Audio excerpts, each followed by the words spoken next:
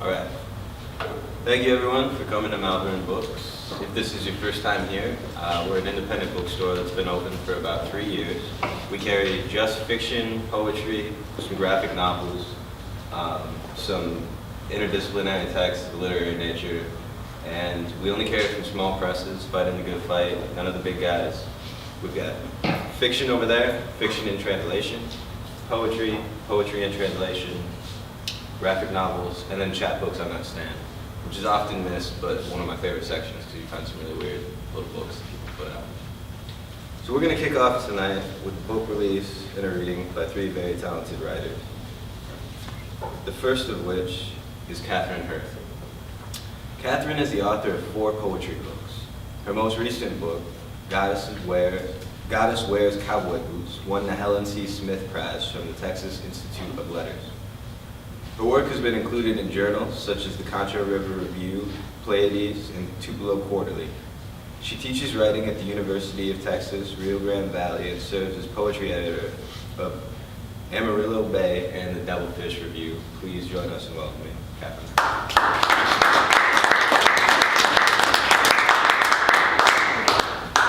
Thank you so much, everyone, for coming out, and thank you, Malvern, for putting this together and for hosting us. And thank you, Nathan, for inviting me and letting me be a part of your really exciting launch. It's really an honor to be here. This is the first time I ever read in Austin, so yeah, this is hopefully the first of many times, right, that I join you all and share some poems.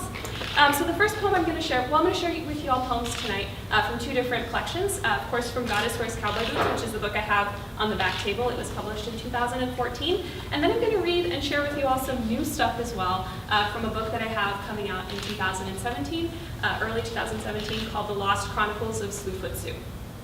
So the first one I'm going to share is called The Bull Rider. A lot of my work re-envisions or reimagines stories and tales from folklore, mythology, things like that. So this is a retelling of the story of Zeus and Europa, if that story happened in deep South Texas in a dingy bar. So a little different. The Bull Rider. In Texas towns, the tongues of men all taste the same, like sour whiskey, dust between the teeth. I think of this as neon lights flicker above, my elbows on the bar. A man sits down beside me, smells like sweat and oil fields. He tucks his hands inside his pockets and tells this story of how he was once a god on AstroTurf. I've heard it all before, another song with steel guitars.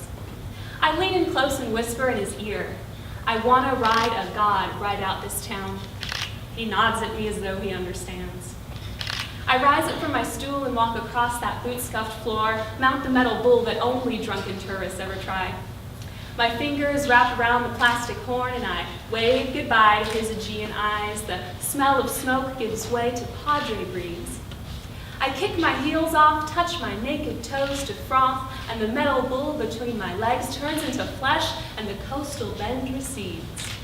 We ride all night to Crete and I become a woman even gods cannot resist. Thank you. So like I said, a lot of my work re-envisions these stories that we grow up, these stories we hear growing up, these narratives that kind of make up our cultural identity. And so the next poem that I'm going to share with you is called Eve Finally Makes Adam a Sandwich. So we can see that it's re-envisioning, of course, the story of Adam and Eve and kind of playing with the idea, the epic battle between feminists and making sandwiches, and how, of course, we always refuse to do that. But my poem, Eve finally does it. So, my Adam was a man of simple tastes, both at the kitchen table and in bed. Bologna and a slice of cheddar cheese, a beer in hand, and he was satisfied. The same routine would play out every day. He'd slap that meat and cheese on plain white bread, go back to work outside and scarf it down as if his food were just for sustenance and not for pleasure. One day, I surprised him in the kitchen, sliced a focaccia roll in 2, slathering each piece with brie, softened to velvet by the sun. I stacked the meats, curled them into one another, a blushing piece of ham, an ivory slice of turkey, a bit of roast beef soaked in Cabernet. And in the middle, I slipped something special in for him to try, a gala slice so thin that when you held it to the window, the sun shone through like something sacred. I I served him with my hands and smiled, nodding, knowing it was good. My next poem I'm going to share with you all is a little bit more new, so you'll have to excuse me if it's a little bit more rough. This poem is called Love Poem to Big Tex. Do we all know who Big Tex is? He's that goofy statue outside the Texas State Fair, and he's glorious. Yes, that he burned down, so as you'll see in this poem. So this is my love poem to him. I used to love you like a woman loves a god, my Helios in cowboy boots. I'd gaze into your eyes like distant stars and marvel at their brightness and perfection. Who wouldn't fall in love with you, a pillar of everything it means to be a man, those vast expanse of pecs and rolling biceps, your rugged dickies and your 27-foot waist, a face as tough and still as stone. Your shoulders carried an infinity of Texas sky, your booming voice, your drawl, brought me to my knees to kiss away the prairie dust in worship from your boots. And there I feel so small, lose myself within your looming labyrinth of shadow. They say it's dangerous to love a man this much, to fall into his arms so hard, but what about the image of a god? The sparks began one morning in your boot, consumed your denim shirt in hat in minutes, blazed like rage across your perfect body, reducing it to rubble, ash, and smoke. Your face became a molten river, fluid with fear and traces of humanity. Even from a distance, I could feel the flames, their warmth like breath against the cheek. I watched in awe and wonder as you fell. Now they say you're bigger than before, a new colossus risen from debris.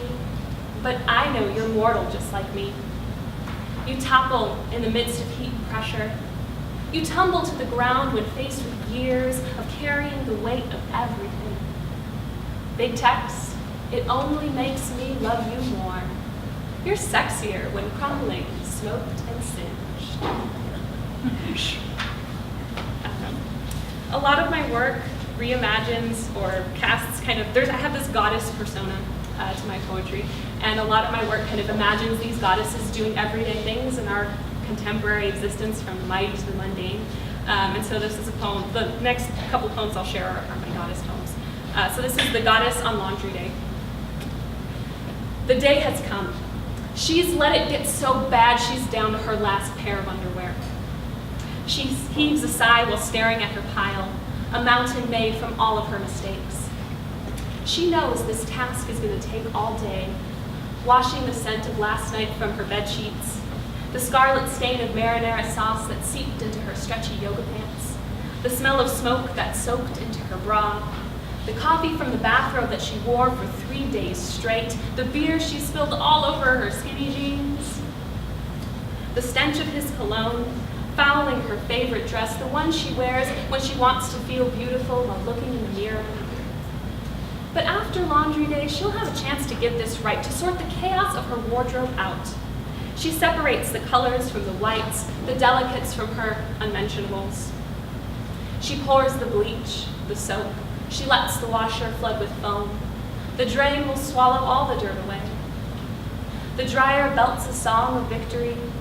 She pulls her satin bed sheets out. They catch the laundromat's fluorescent lights and shine. She holds them to her nose and takes a whiff of bleach, of lavender, of nothing else. She promises tomorrow will be better, to never let her laundry basket fill. She promises, she swears. The next poem I'll read is, I'm from the Rio Grande Valley. Like I said, this is my first time reading in Austin. The Rio Grande Valley is, of course, quite a bit south of here, but I love Austin, and so I'm happy to be here, reading in a kind of a new venue in a new space. So the next poem I'm going to read is kind of about the valley and it being this kind of crossroads of cultures and languages and customs, and it's called My Suegra's Molcajete. A suegra is a mother-in-law, and a molcajete is a, how can I explain it? If anyone doesn't know, it's these big hulking things that people use to make salsa by hand. And they're usually made from like lava rocks and things like that. So, my suegra's molcajete. My suegra sets her molcajete out on the counter, tells me that it's time I learned to use it like a real woman. Mira, mija, learn a thing or two. She throws the toasted chile in the bowl along with 2 tomatoes, their red skins blistered, wrinkled like a sunburned brow. A tejelote in one hand, my suegra cradles the molcajete as she grinds. She has an urgency about her movement, the way she teaches me as if today is the day I have to learn it all, how to take her place, to fill this kitchen with her commanding presence and her grace. I have a lot to learn. I'm far from perfect. My hands still hesitate at the comal. I flip tortillas with a spatula, and I'm afraid to skin the prickly pears she plucks from our backyard with bravery. My palms are smooth. The seeds of jalapenos make them burn and redden like the sun. My suegra passes me the tejelote. She heaves a sigh of pure exhaustion as she sits down at the bar. Her tired body sinks. You try, mijita, I'll sit here and watch. I grind the stone against the stone, a little slow at first. My suegra nods, approves. Rapidamente, use your muscles, child. My wrist begins to dance. The flavors mix. The hues of the tomato and serrano blend into a muted sunset red. A liberal shake of salt, a squirt of lime. I finish as my hand begins to ache. I spoon a little on a warm tortilla de maíz. I nod my head. Not hot, I say, suck air across my tongue. This is a salsa that she'll never try. How does it taste, she asks, imagining the heat, remembering the countless batches that she used to slather over everything before the chemotherapy that ravaged her stomach and her appetite for life. Delicious with a little garlic flavor, where's that from? The molcajete carries with it everything, the flavors of the past, she says and grins, and now I pass it on to you. It's yours. It seems I'm worthy of this basalt bowl that time has seasoned to perfection with ajo, sal, limon, the molcajete her grandma gave her just before she died. The heavy, awkward thing my suegra carried in her arms from Torreon to Texas. It didn't fit inside her single suitcase, but she couldn't bear the thought of leaving it behind. I know I'm not the daughter she imagined, with my clumsy tongue, a pair of nervous hands, a will to work outside the home, who used some crazy gringa from up north, who uses blenders, orders takeout, writes. But still I'll carry on this molcajete, a tradition I'll give to my daughter, whose values will be different from my own. And I'll explain the journey of our past, the nuance of the culture that we are, and how it comes together, blends to make a perfect salsa in the great Americano molcajete. And I'll share one more. Does that sound good? 2 more? Okay. Oh, I know which one I'll do. I have an extra. I'll do another Eve poem because I love to share Eve poems. This poem is called The Fall of Girl. We all know the story of the fall of man, obviously. We kind of just talked about it. But this is the fall of girl instead. New version. While skating down suburban streets, the hot breeze hits my oily skin. My teenage mind was cumulus and filled with boys who play guitar, drove rusty pickup trucks, or scored their touchdowns underneath the Friday lights. I sliced into the pavement, heard a whistle from behind, and then a voice call out, "Hey, pretty gal, slow down and let us get a better look at you." A lady shouldn't turn around as if all catcalls were for her. I peeked over my shoulder, saw behind me there were 3 young men. One wore a wife beater, another had a stash. "Hey gal, how old are you?" His words like hungry fingertips that test the ripeness of a peach. I sneered and raised my fist into the sky, then stretched my middle finger high. I thought their jeers would echo through the streets. Instead, I only heard the lilts of mockingbirds. A wicked grin slashed into my guileless face. I picked up speed and took a turn too fast. My balance lost, I stumbled to the ground and skinned my knees. But I remember looking back, relieved to find no one had seen my nasty fall from grace, relieved to know the hands of men weren't what I needed to rise up again. And I like to close with one last goddess poem. It's about that time of night. So this poem is called How a Goddess Drinks a Shiner Box, since maybe that's on our mind. Demeter's advice for thirsty women. You must come thirsty. Hair wind tangled, face sunburnt, the smell of searching on your skin.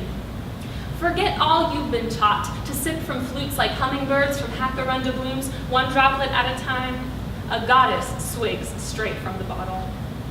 Let your lips meet foam, let tongue meet bach, let amber rivers flow, then close your eyes and dream of spring's return.